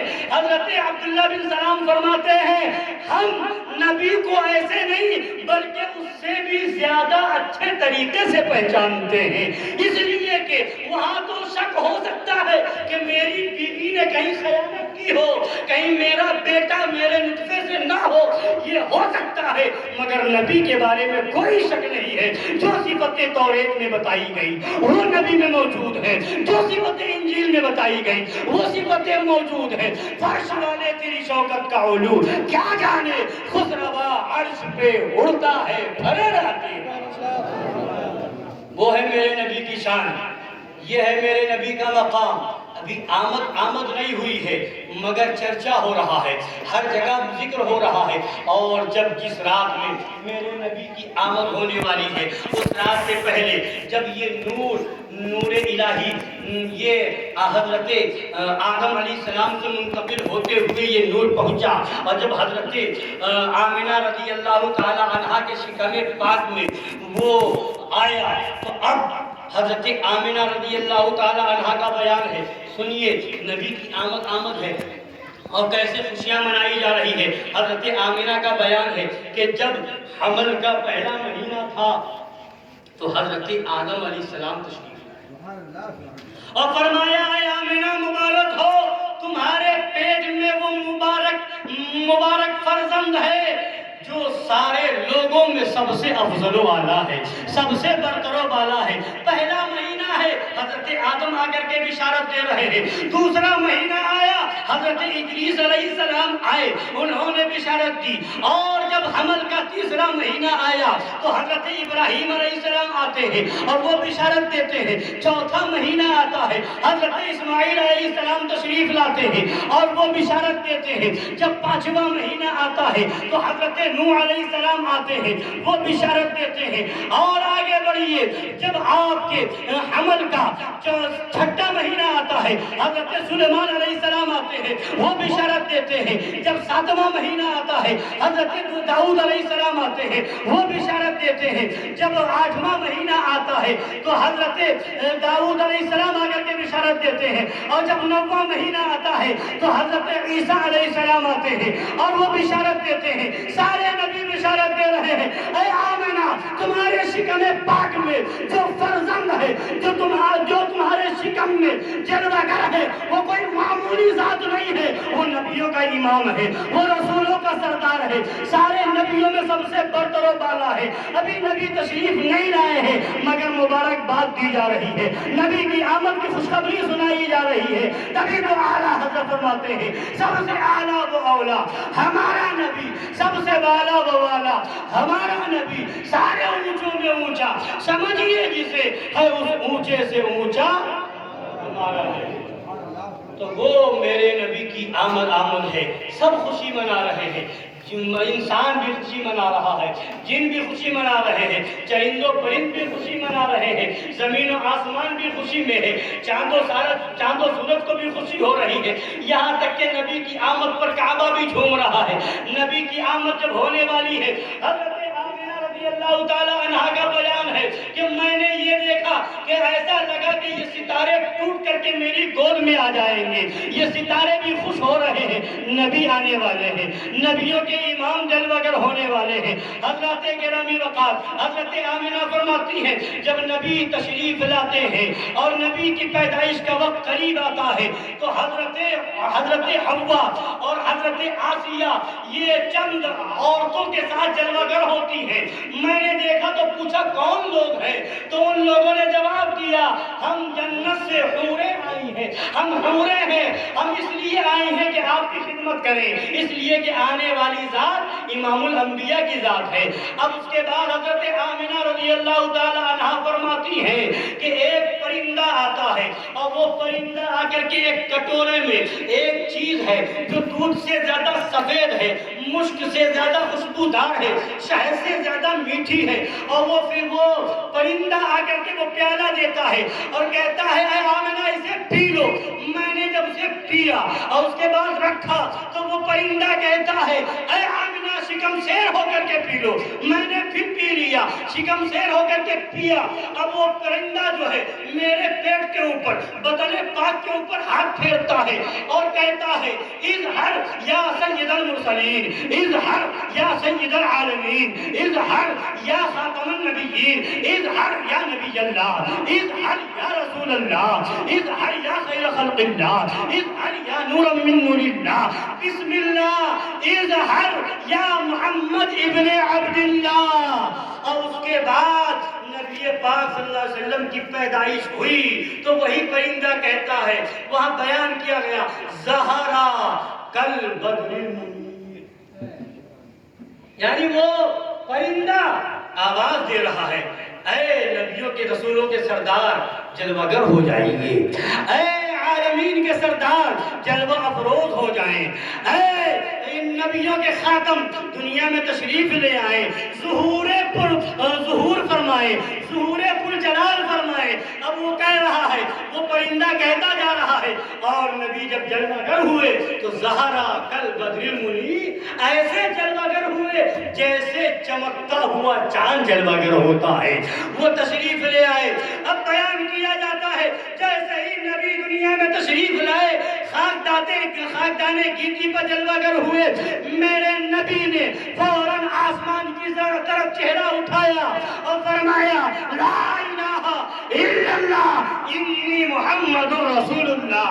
نبی جب جلوہ گر ہوئے، اور حضرت ابن عباس فرماتے ہیں جب نبی اس خاکدان گیتی پر جلوہ گر ہوئے تو نبی کی زبان سے جو سب سے پہلا لفظ نکلا ہے، پہلا کلمہ نکلا ہے، وہ یہی تھا اللہ اکبر کبیرہ والحمدللہ کثیرہ فسبحان اللہ بکرۃ وحسیلا۔ یعنی نبی نے اسی سے اپنی یہی جملہ اور یہی کلمہ اپنی زبان پر سب سے پہلے ادا فرمایا ہے۔ اور جب نبی جلوہ گر ہو گئے، حضرت جبریل امین کو حکم ہوا کہ وہ جھنڈے لے کر کے جائیں، اور ایک جھنڈا انہوں نے مشرق میں نصب کیا، دوسرا جھنڈا انہوں نے مغرب میں گاڑا، اور تیسرا جھنڈا کعبے کی چھت کے اوپر جبریل امین نے نصب کیا۔ تو آج یہ عقل کا اندھا پوچھتا ہے یہ جھنڈے لگانے کا ثبوت کہاں سے ہے؟ تو ہم یہ بتانا چاہتے ہیں نبی کی آمد کی خوشی میں فرشتوں کے سردار جبریل امین نے مشرق و مغرب میں اور کعبے کی چھت پہ جھنڈا لگایا تھا۔ ہم جبریل امین کی خوشی سے اپنی خوشی ملاتے ہیں اور آواز دیتے ہیں اے جبریل امین، آپ کو نبی کی آمد پر خوشی ہوئی تھی، آپ نے جھنڈا لگایا تھا، ہمیں بھی خوشی ہوئی ہے، ہم بھی جھنڈا لگائیں گے۔ آپ نے مشرق و مغرب میں لگایا تھا، آپ نے کعبے کی چھت پہ لگایا تھا، ہم اپنی بستی میں لگائیں گے، ہم اپنی گلی میں لگائیں گے، اپنے گھر کی چھت پر لگائیں گے۔ اور جسے تکلیف ہوئی تھی وہ کوئی اور نہ تھا، وہ ابلیس تھا۔ تو ہم خوشی منا کر کے بتا رہے ہیں ہمارا تعلق جبریل امین سے ہے، اور وہ غم منا کر کے بتا رہا ہے کہ اس کا تعلق ابلیس لعین سے ہے، اور اعلان کرتے ہیں نثار تیری چہل پہل پر ہزاروں عیدیں ربیع الاول سوائے ابلیس کے جہاں میں سبھی تو خوشیاں منا رہے ہیں۔ سبحان اللہ، سبحان اللہ، یا رسول اللہ، زندہ آباد، زندہ آباد۔ حضرات گرامی، میرے نبی کی آمد سے پہلے بھی نبی کا وہ ذکر اور نبی کے صدقے میں ہم گنہگاروں پر خدا کا وہ کرم کہ حضرت موسیٰ علیہ السلام کا زمانہ ہے۔ حضرت موسیٰ علیہ السلام کے زمانے میں معد بن عدنان نام کے شخص تھے۔ معد بن عدنان کی اولاد جب 40 لوگوں کی ہو گئی 40 افراد ان کے خاندان میں ہو گئے، تو ان لوگوں نے حضرت موسیٰ علیہ السلام کے لشکر پر حملہ کیا اور ان کے مال کو لوٹ لیا۔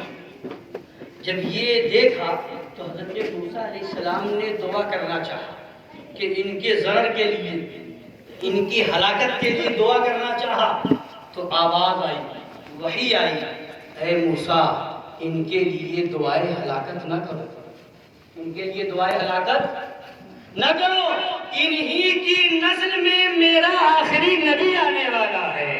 اے موسیٰ ان کے لیے دعائے ہلاکت نہ کرو، انہی کی نسل میں میرے نبی کی امت آنے والی ہے، جو امت مجھ سے تھوڑے رزق پر راضی ہو جائے گی، اور میں اپنے محبوب کی امت سے تھوڑے عمل پر راضی ہو جاؤں گا، اور میں انہیں صرف ایمان کی بنیاد پر میں انہیں صرف ایمان کی بنیاد پر بخشوں گا۔ خدا نے فرمایا موسیٰ علیہ السلام سے کہ میرے محبوب کی امت تھوڑے رزق پر راضی ہوگی، اور میں اپنے محبوب کی امت سے تھوڑے عمل پر راضی ہوں گا، اور بخشوں گا تو عمل کی بنیاد پر نہیں، بخشش ہوگی تو اعمال کی بنیاد پر نہیں، بخشش ہوگی تو تقوی و طہارت کی بنیاد پر نہیں، بخشش ہوگی تو نبی کی محبت کی بنیاد پر، عشق رسول کی بنیاد پر۔ تبھی تو اعلیٰ حضرت نے بریلی سے پکار کر کے کہا، اے عشق تیرے صدقے جلنے سے چھٹے سستے، جو آگ بجھا دے گی وہ آگ لگ جائے گی۔ تو کتنا بڑا احسان ہے ہمارے آقا کہ خدا جس نسل میں نبی جلوہ گر ہونے والے ہیں، جس نسل میں یہ امت آنے والی ہے، اس کے لیے اگر دعائے ہلاکت کے لیے نبی ہاتھ اٹھا رہے ہیں، موسیٰ علیہ السلام ہاتھ اٹھا رہے ہیں، تو خدا منع فرما دے رہا ہے کہ یہ کرم ہے کس کا؟ نبی رحمت کا، یہ صدقہ ہے کس کا؟ مدینے کے تاجدار کا، وہ آقا، وہ ہمارے اور آپ کے آقا کہ ابھی دنیا میں تشریف نہ لائے مگر انہی کی رحمت کا صدقہ ہے، انہی کے صدقے میں یہ ساری کائنات بنائی گئی، اور ان کے صدقے میں اللہ نے ہم گنہگاروں پر کتنا کرم فرمایا ہے، کتنا کرم فرمایا ہے کہ جب نبی شب اسرا معراج کی رات جب خدا کی بارگاہ میں حاضر ہوتے ہیں، خدا پوچھتا ہے، اے محبوب میں نے تمہاری امت کو ساری امتوں کے بعد بھیجا، کوئی تکلیف تو نہیں؟ یہ سبحان اللہ جگ رہے ہیں آپ، کوئی تکلیف تو نہیں؟ نبی عرض کرتے ہیں، اے مولا کوئی تکلیف نہیں، اے مولا کوئی تکلیف نہیں۔ خدا فرماتا ہے، اے محبوب ہم نے آپ کی امت کو ساری امتوں کے بعد اس لیے بھیجا ہے کہ ساری امتیں آئیں گی، جو کریں گی وہ آپ کی امت کے سامنے ہوگا، وہ اچھائی کرے گی آپ کی امت کے سامنے ہوگا، وہ برائی کرے گی آپ کی امت کے سامنے ہوگا، وہ نافرمانی کرے گی آپ کی امت کے سامنے ہوگا، وہ گناہ کا کام کرے گی آپ کی امت کے سامنے ہوگا۔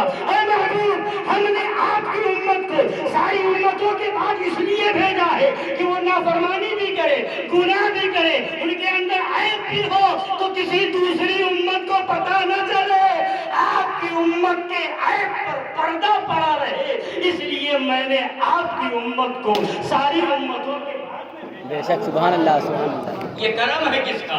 یہ مدینے کے تاجدار کا کرم ہے، یہ ناقائے دو جہاں کا کرم ہے، ان کے صدقے میں اللہ نے ہمارے عیبوں کو چھپایا، ہمارے عیبوں میں پردہ ڈالا ہے، سب کے بعد میں اس لیے بھیجا ہے کہ اور امتیں نہ جان سکیں ہم نے کیا گناہ کیا ہے، ہمارے اندر کیا عیب ہے، اور ساری امتیں جو کر کے گئی وہ ہمارے سامنے ہیں، یعنی بعد والوں کو اس کی خبر ہے۔ تو یہ فرمایا، کہنے والے نے کہا کہ وہ ہر عالم کی رحمت ہے، کسی عالم میں رہ جاتے یہ ان کی مہربانی ہے کہ یہ عالم پسند آیا تو وہ آقا کی ذات ہے. جب نبی تشریف لائے سب خوشی منا رہے ہیں, حوریں خوشی منا رہی ہیں, غلمہ خوشی میں ہے, فرشتے خوشی منا رہے ہیں. جب نبی کی تشریف آوری ہوئی, حضرت آمنہ فرماتی ہیں جب نبی جلوہ گر ہوئے تو 4 عورتیں حاضر ہوئی. میں انہیں جانتی اور پہچانتی نہیں تھی, میں ڈری کہ یہ کون سی عورتیں ہیں. تو وہی آواز دی گئی, ڈرو نہیں, گھبراؤ نہیں, ہم حوا ہیں, آسیہ ہیں, سارہ ہیں, ہاجرہ ہیں. اب جب دیکھا تو حضرت حوا کے ہاتھ میں سونے کا تخت تھا اور حضرت سارہ کے ہاتھ میں چاندی کا لوٹا تھا اور اس میں آب کوثر تھا, اور حضرت ہاجرہ کے ہاتھ میں جنت کا عطر تھا, اور حضرت آسیہ کے ہاتھ میں سبز رنگ کا رومال تھا. جب نبی کی پیدائش ہوئی, نبی جلوہ گر ہوئے, تو اب حضرت حوا جو لے کر کے آئی تھی سونے کے تخت کے اندر میرے نبی کو رکھا گیا, اور اس چاندی کے لوٹے سے پانی آب کوثر ڈالا گیا اور نبی کو غسل دیا گیا, اور پھر اس سبز رومال سے میرے نبی کے سر کو باندھا گیا. میرے سر میں نبی کے سر پاک پر وہ سبز رومال رکھا گیا, اور وہ جنت کی خوشبو وہیں مل دی گئی, جنت کی خوشبو لگا دی گئی. یہ خوشیاں منائی جا رہی ہے, نبی کی آمد پہ خوشیاں منائی جا رہی ہے. مبارکباد حضرت آدم بھی دے رہے ہیں, حضرت ادریس بھی دے رہے ہیں, حضرت نوح بھی دے رہے ہیں, حضرت ابراہیم بھی دے رہے ہیں, حضرت عیسیٰ بھی دے رہے ہیں, حضرت موسیٰ بھی دے رہے ہیں, حضرت داؤد بھی مبارکباد دے رہے ہیں, اور فرشتے بھی مبارکباد دینے آئے ہیں, اور حوریں بھی مبارکباد دینے آئی ہیں. حضرت حوا بھی مبارکباد دے رہی ہے, حضرت آسیہ بھی مبارکباد دے رہی ہے, حضرت مریم بھی مبارکباد دے رہی ہے, حضرت سارہ اور حضرت حاجرہ بھی مبارکباد دے رہی ہے. یہ نبی کی آمد کی خوشی ہے, اس لیے کہ سب کو معلوم ہے یہ وہ نبی آیا ہے جس نبی کے لیے زمین بنی, جس نبی کے لیے آسمان بنا, جس نبی کے لیے کائنات بنی. یہ وہ نبی ہے کہ ہوتے کہاں خلیل و بنا, کعبہ و منا, لولاک والے صاحبی سب تیرے گھر کی ہے, لولاک والے صاحبی سب تیرے گھر کی ہے. کہ یہ اسی نبی کی آمد ہو رہی ہے. زمین بھی خوشی منا رہی ہے, آسمان بھی خوشی میں جھوم رہا ہے, یہ شجر و حجر بھی خوشی میں جھوم رہے ہیں. اگر خوشی نہ ہوئی تھی, غم اور افسوس ہوا تھا, وہ صرف اور صرف ابلیس تھا. تو جسے خوشی ہو رہی ہے وہ فرشتوں کے نقش قدم پر ہے, جو خوشی منا رہے ہیں وہ نبیوں کے نقش قدم پر ہے, اور جسے تکلیف ہو رہی ہے, غم ہو رہا ہے, اعتراض ہو رہا ہے, وہ ابلیس کے نقش قدم پر ہے. گھر سجا رہے ہیں اس لیے کہ ہم نبیوں کے نقش قدم پر ہیں, ہم نبی کی آمد کے خوشی منا رہے ہیں. اور جن کا گھر نہیں سج رہا ہے اور جو بغض و عداوت میں اپنے گھر کو نہیں سجا رہے ہیں وہ ابلیس کے طریقے پر ہے. تمہیں ابلیس کا طریقہ مبارک ہو, ہمیں جبریل امین کا طریقہ مبارک ہو. حضرات, تو نبی کی آمد کی خوشی میں یہ سب کچھ ہوا, تو یہ ساری کائنات صدقہ نبی کا ہے. ہم اپنے نبی کے نام پر جتنا لٹا دیں, جتنا قربان کر دیں, جتنی خوشی منائے وہ کم ہے, حق ادا نہیں ہو سکتا. اور ایک بات سنتے چلیں اور پیغام ذہن میں رکھیں کہ انشاءاللہ تعالیٰ اگر یہ کرتے رہیں گے, نبی کے نام پر گھر سجائیں گے, محفل سجائیں گے, اور جو کچھ کریں گے نیت اچھی ہوگی تو انشاءاللہ تعالیٰ نبی کی بارگاہ میں قبول بھی ہے. اور نبی قبول فرما لیں تو پھر یہاں بھی بیڑا پار ہے, وہاں بھی بیڑا پار ہے. حضرات گرامی, حضرت شاہ ولی اللہ محدث دہلوی ہیں, ان کے والد شاہ عبد الرحیم دہلوی ہیں. وہ ہر سال اسی مبارک مہینے میں لنگر تقسیم کیا کرتے تھے, لوگوں کو کھلاتے اور پلاتے تھے, جتنا اچھا ہو سکتا تھا وہ کرتے تھے.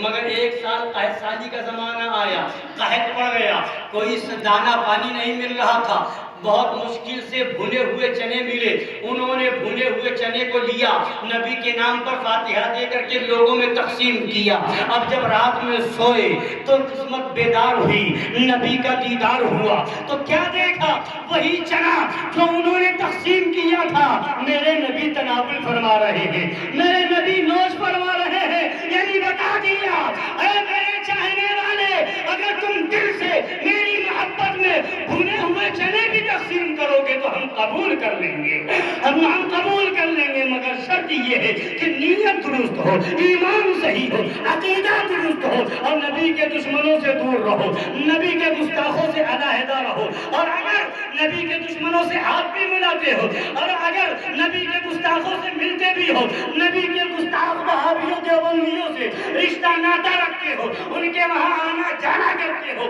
کھانا پینا کرتے ہو، اور اس کے بعد تم جلوس نکالو، اس کے بعد لائٹیں لگاؤ، اس کے بعد گھروں کو سجاؤ، جھنڈے لگاؤ، لنگر کرو، بریانی پکاؤ، تو یہ کچھ قبول نہ ہوگا۔ اگر کہتے ہو نبی راضی ہو جائے تو یہ سب کچھ کرنے سے پہلے لازم و ضروری ہے کہ اعلان کرو تجھ سے اور جنت سے کیا مطلب، وہابی دور ہو، ہم رسول اللہ کے، جنت رسول اللہ کی۔ اگر یہ ہے تو سب قبول ہے، اور اگر یہ نہیں ہے تو سب بیکار ہے۔ سب سے بڑھ کر جو چیز ہے وہ دشمن رسول سے دوری ہے۔ اللہ تعالی ہم سب کو اسی پر زندگی عطا فرمائے اور اسی پر خاتمہ بالخیر نصیب فرمائے۔ درود شریف پڑھ لیجئے۔ ایک چیز پیغام سنا دوں اور ایمان و عقیدے کو تازہ کرنے والی بات بتا دوں، اس کے بعد اپنی تقریر مکمل کروں۔ درود پاک پڑھیں۔ اللہم صلی علی سیدنا و نبینا و شفیعنا وحبیبنا مولانا محمد بن عجل الجود والکرم وآلہ الکرام وابنہ الکریم وامتہ الکریمۃ وبارک وسلم۔ یہ پیغام ابھی اس سال عرس حسنتی میں چھپا بھی ہے اور اس کو بانٹا بھی ہے سرکار شیر ہندوستان نے، اور اس سے پہلے بھی حضرت نے چھپوایا تھا، تقسیم کروایا تھا اور اس کو پھیلایا تھا۔ اور یہ وہ عقیدہ ہے جو ہمیں اور آپ کو بزرگوں سے ملتا آیا ہے، اور ہمارے بزرگ اسی پر قائم رہے، ہمیں بھی اس پر قائم رہنا ہے۔ وہابیوں کو اعتراض ہو رہا ہے، ان کا تو اعتراض ہر اس چیز پر ہے جس میں نبی کی تعظیم پائی جاتی ہے، ان کا اعتراض ہر اس چیز پر ہے جس میں بزرگوں کی محبت نظر آتی ہے، جہاں بزرگوں کی یاد ہوتی ہے۔ آپ غور کرتے جائیں، جہاں جہاں ان وہابیوں کا اعتراض ہے وہاں وہاں نبی یا تو بزرگوں کی تعظیم موجود ہوگی تو وہابی کا اعتراض ہوگا، یا بزرگوں کی یاد موجود ہوگی تو ان کا اعتراض ہوگا، یا بزرگوں سے لگاؤ اور محبت سمجھ میں آ رہی ہوگی تو وہابیوں کا اعتراض ہوگا۔ ہر اس جگہ پر وہابی کا اعتراض ہوتا ہے جہاں عقیدت و محبت کا اظہار ہوتا ہے، ہر اس جگہ وہابی کا اعتراض ہوتا ہے جہاں کسی اللہ والے کی تعظیم ہوتی ہے۔ آپ اٹھا کر کے دیکھیں، آخر جلوس نکالنا کس لیے ہوتا ہے؟ نبی کی شان و شوکت بتانے کے لیے ہوتا ہے، وہاں وہابی کا اعتراض ہوتا ہے۔ یہ محفل میلاد کیوں ہوتی ہے؟ نبی کا ذکر کرنے کے لیے، نبی کی عظمت بتانے کے لیے، یہاں وہابی کو اعتراض ہوتا ہے۔ عرس کیوں ہوتا ہے؟ بزرگوں کا مقام و مرتبہ، ان کی فضیلت بیان کرنے کے لیے، وہاں وہابی کا اعتراض ہوتا ہے۔ چادر چڑھانے کا مقصد کیا ہوتا ہے؟ تاکہ ایک بزرگ کی قبر کو عام قبروں سے ممتاز بتا دیا جائے، افضل و لوگوں کی نظر میں اس کی اہمیت بتائی جائے، وہاں وہابی کا اعتراض ہوتا ہے۔ جہاں جہاں پر کسی بزرگ کی، اللہ والوں کی تعظیم ہوگی، محبت ہوگی، ان کا ذکر ہوگا، ان کی یاد ہوگی، وہاں پر یہ اعتراض کریں گے۔ اور اگر بزرگوں کی یاد نہیں ہے، بزرگوں کی تعظیم نہیں ہے، بزرگوں کی محبت نہیں ہے تو یہ کوئی اعتراض نہیں ہوتا ہے۔ آج پوری دنیا کے اندر آپ جائزہ لیں، لوگ اپنے بچے کی پیدائش کی خوشی میں برتھ ڈے مناتے نظر آتے ہیں، ہر سال جو ہے برتھ ڈے پارٹی کرتے نظر آتے ہیں، کیک کاٹتے نظر آتے ہیں۔ نبی کی پیدائش کی تاریخ میں اس رات میں آپ لوگ موجود ہیں، ہاتھ اٹھا کر کے وعدہ کریں کہ ہم انگریزوں کے طریقے پر نہیں چلیں گے، آج سے کیک نہیں کاٹیں گے، بولیے، یہ بارود اور گولے نہیں چھوڑیں گے، بولیے، ہم نبی کی آمد پر خوشی منائیں گے، گھر کو سجا کر کے منائیں گے، مٹھائی تقسیم کر کے منائیں گے، ہم جو ہے نبی پر سلام پڑھ کر کے منائیں گے، محفل سجا کر کے منائیں گے۔ حضرات گرامی وقار، تو آج لوگ جو ہے برتھ ڈے کرتے ہیں، انگریزوں کے طریقے پر کیک کاٹا جا رہا ہے، انگریزوں کے طریقے پر کیک کھلایا جا رہا ہے، ہیپی برتھ ڈے کا گیت گایا جا رہا ہے۔ یہ انگریزوں کی غلامی کب تک تمہارے اندر رہے گی؟ یہ اسلامی طریقہ نہیں ہے۔ اگر واقعی تمہیں اپنے بچے کی پیدائش کا دن منانا ہے تو اس دن میلاد شریف کی محفل کر لو، اس دن محفل میں صلاۃ و سلام پڑھو، اس دن قرآن خوانی کرواؤ، اس دن نبی کی نعت پڑھو، اور اس سلام کے صدقے میں، اس نعت کے صدقے میں قرآن کی تلاوت کے صدقے میں، محفل میلاد کے صدقے میں دعا کرو کہ یہ بچہ جب تک زندہ رہے ایمان پر رہے، جب تک زندہ رہے عقیدے کے مضبوطی کے ساتھ زندہ رہے، جب زندہ رہے تو وہابیوں کی ایسی تیسی کرنے کے لیے زندہ رہے، اللہ تعالیٰ قوت و صحت و سلامتی دے تو وہابیوں دیوبندیوں کو ننگا کرنے کے لیے دے، ان وہابیوں دیوبندیوں سے مقابلے کے لیے دے، حق کی اشاعت کے لیے دے، باطل کی سرکوبی کے لیے دے۔ یہ ہیپی برتھ ڈے بنانا، یہ ہیپی برتھ ڈے کرنا اور یہ برتھ ڈے منانا کام نہ آئے گا، باپ کا دن منانا کام نہ آئے گا، ماں کا دن منانا کام نہ آئے گا، بھائی کا دن منانا کام نہ آئے گا، اولاد کا دن منانا کام نہ آئے گا۔ اگر کام آئے گا تو غریب نواز کا دن منانا کام آئے گا، غوث اعظم کا دن منانا کام آئے گا، سرکار اعلیٰ حضرت کا دن منانا کام آئے گا، مظہر اعلیٰ حضرت کا یوم مظہر اعلیٰ حضرت منانا کام آئے گا، امام حسین کی تاریخ مناؤ، وہ تاریخ منانا کام آئے گا۔ یہ 12ویں شریف کا جلسہ اور نبی کی آمد کی خوشی میں یہ جلسہ جلوس کرنا کام آئے گا، یوم ولادت نبی منانا یہ کام آئے گا۔ وہ سب چیزیں دنیا کی ہیں، دنیا میں رہ جائیں گی، اور یہ چیزیں وہ ہیں جو یہاں بھی کام آئیں گی، وہاں بھی کام آئیں گی۔ لہذا انگریزوں کا طریقہ چھوڑیں اور اسلامی طریقے کو اپنائیں۔ لہذا یہ پیغام سن لیجئے، اور سرکار شیخ عبدالحق محدث دہلوی رضی اللہ تعالیٰ عنہ، جنہوں نے ہندوستان میں علم حدیث پھیلایا ہے، ان کا کیا طریقہ تھا، انہوں نے یہ بیان فرمایا، پڑھ کے سنا دوں تاکہ ایمان تازہ ہو اور ان خبیث وہابیوں دیوبندیوں کے دھوکوں سے دور رہے۔ جب ہندوستان میں وہابیت کا نام و نشان نہ تھا تب شیخ عبدالحق محدث دہلوی تھے، جب دیوبندیت کی بنیاد بھی نہ رکھی گئی تھی تب کے شیخ عبدالحق محدث دہلوی ہے۔ آج بھی دلی میں مزار پاک موجود ہے۔ یہ اس زمان یہ وہابیت اور دیوبندیت 1857 کے بعد یہ انگریزوں کے اشارے پر پیدا ہونے والی جماعت ہے۔ تاریخ میں بتاؤ 1857 سے پہلے ایک وہابی ہندوستان میں بتا دو، ایک دیوبندی کا پتہ بتا تو کوئی نہیں تھا۔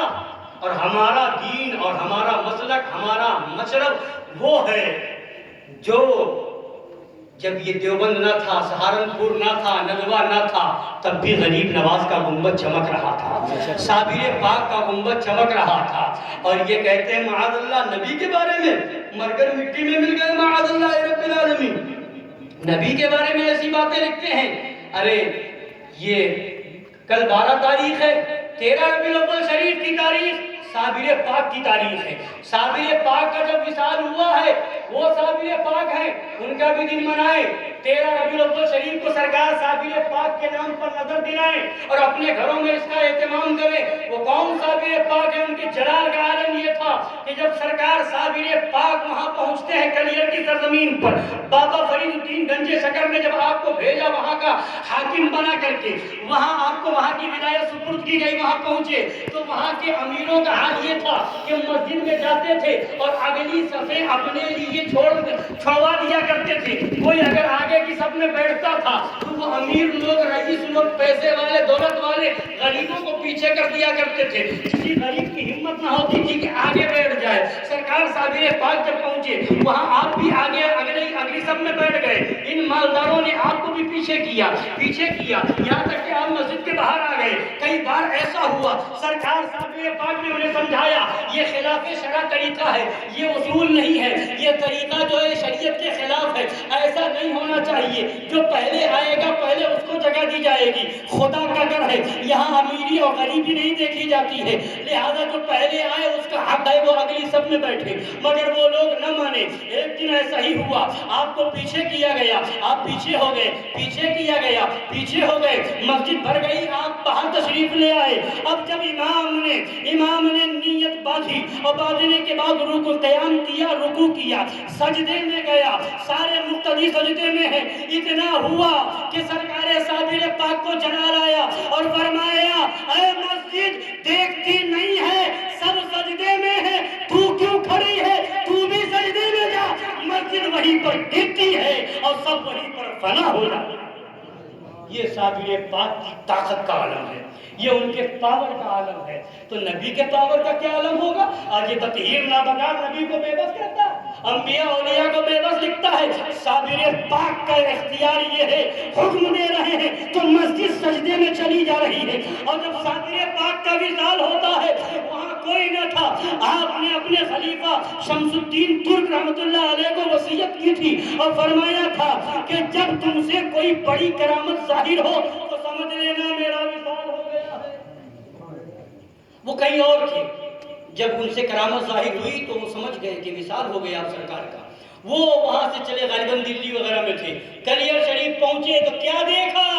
سرکار صابر پاک کا جسم پاک، آپ کی لاش مبارک موجود ہے، اور وہاں حفاظت کے لیے شیر موجود ہے، شیر حفاظت کر رہا ہے سرکار صابر پاک کے جسم پاک کی۔ تو وہ ذات پاک ہے سرکار صابر پاک کی۔ پھر حضرت شمس الدین ترک جب پہنچتے ہیں تو شیر روانہ ہو جاتا ہے، اور آپ نے تجہیز و تکفین فرمائی اور تدفین فرمائی، تو وہ سرکار صابر پاک ہے۔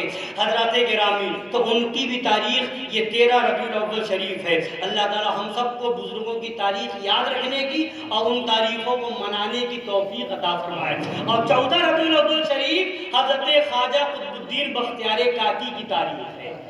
تو یہ ربیع الاول شریف کا مبارک مہینہ ہے، بزرگوں کی یاد مناتے رہیں، انشاءاللہ یہی سب چیزیں کام آئیں گی۔ تو شیخ عبدالحق محدث دہلوی کی بات بتا رہا تھا، وہ فرماتے ہیں اے اللہ، میرا کوئی عمل ایسا نہیں جسے تیرے دربار میں پیش کرنے کے لائق سمجھوں، میرے تمام اعمال فساد نیت کا شکار ہے، تمام اعمال فساد نیت، اعمال پر بھروسہ نہیں، نماز روزہ حج زکات کر کے بھروسہ نہیں کیا، گھمنڈ نہیں کیا، ارے یہی تو بزرگوں کا طریقہ تھا۔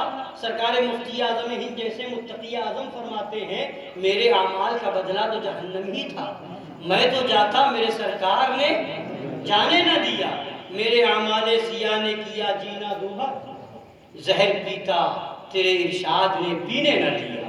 تو فرماتے ہیں میرے تمام اعمال فساد نیت کا شکار ہے، البتہ مجھ فقیر کا ایک عمل محض تیری ہی عنایت سے اس قابل اور لائق اتفاق ہے، وہ یہ کہ مجلس میلاد پاک کے موقع پر کھڑے ہو کر سلام پڑھتا ہوں۔ کہیے سبحان اللہ۔ فرماتے ہیں کہ محض ایک عمل تو تیری عنایت سے اس لائق ہے کہ وہ یہ کہ مجلس میلاد پاک کے موقع پر کھڑے ہو کر سلام پڑھتا ہوں، اور نہایت ہی عاجزی و انکساری محبت و خلوص کے ساتھ تیرے حبیب پاک صلی اللہ تعالی علیہ وآلہ وسلم پر درود و سلام بھیجتا ہوں۔